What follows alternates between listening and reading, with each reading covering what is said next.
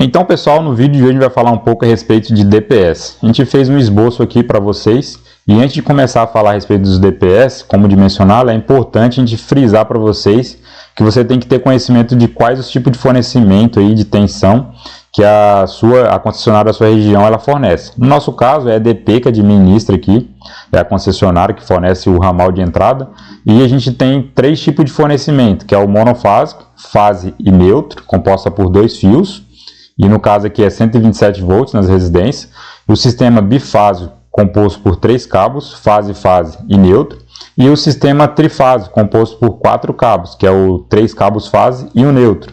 E é comum fornecer o sistema trifásico 220 volts nas residências. E também a concessionária LDP Excelsa, ela exige que a gente aterre o neutro lá no relógio de medição, no padrão. Então, sabendo dessa informação, eu sei que eu não preciso utilizar um DPS para o meu cabo neutro. Então, automaticamente eu não vou utilizar um DPS de forma desnecessária. Beleza? E qual é o tipo de tensão que eu devo utilizar de operação do meu DPS? 175 volts ou 275 volts?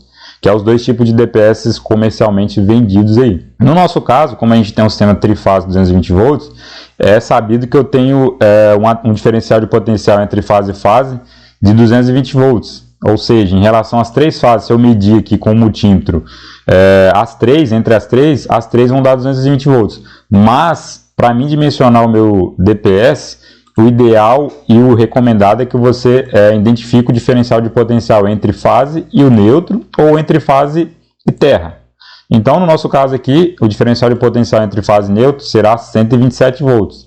Logo, o meu DPS será um DPS de 175 volts. Se a minha tensão aqui fosse trifase 380, então logo eu teria entre fase e fase 380 volts e entre fase e neutro 220 volts, que é o caso de outras regiões aí que tem esse tipo de fornecimento. Então, automaticamente, se fosse o caso 380 volts trifásico, eu teria que inserir um DPS de 275 volts. Beleza? Mas no nosso caso, a gente aqui do nosso exemplo teórico, a gente vai tem que utilizar um DPS de 175 volts.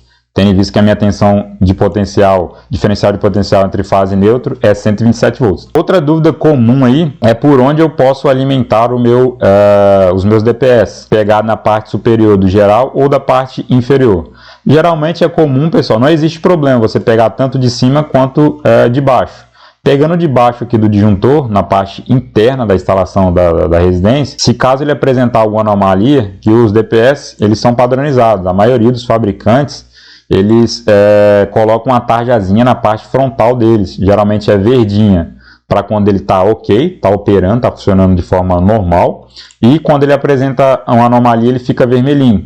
Ele pode apresentar anomalia de duas formas, ficando vermelhinho e não fechando para o terra, o varistor, então não vai desarmar o meu geral, ou ele pode apresentar anomalia fechando o varistor e fechando o curto para o terra, e automaticamente eu vou desarmar o meu disjuntor geral, ok?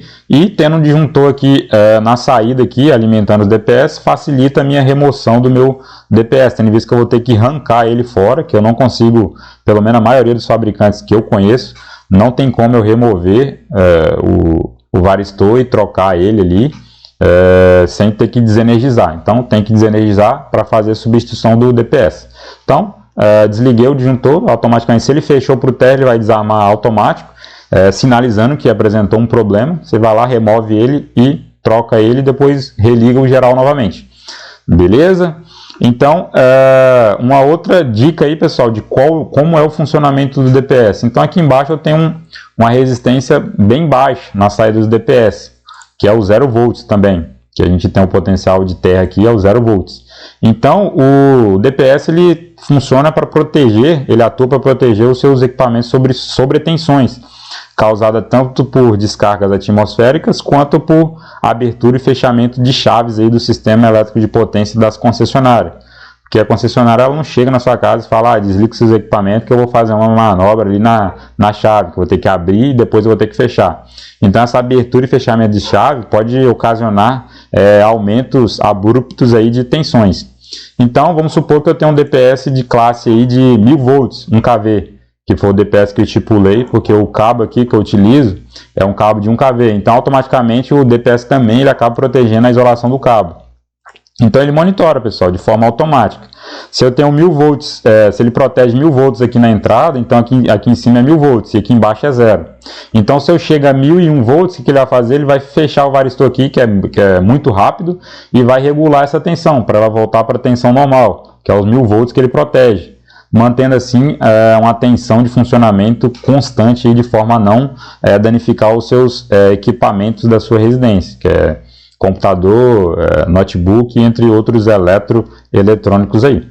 Beleza, pessoal? Espero que vocês tenham entendido. Basicamente, são essas informações necessárias para você estar utilizando o DPS. Lembrando, mais uma vez, ressaltando, para você dimensionar o DPS de forma mais correta, o ideal é você fazer um estudo da sua região, para você determinar certinho, porque tem região que tem incidência maior de raios, tem regiões com incidências menor. Então, tudo isso aí tem correlação e altera alguns fatores. Beleza? Espero ter entendido, espero ter contribuído aí para o seu conhecimento. Se tiver algum tipo de dúvida, deixe aí nos comentários. É isso daí, um forte abraço e até o próximo vídeo.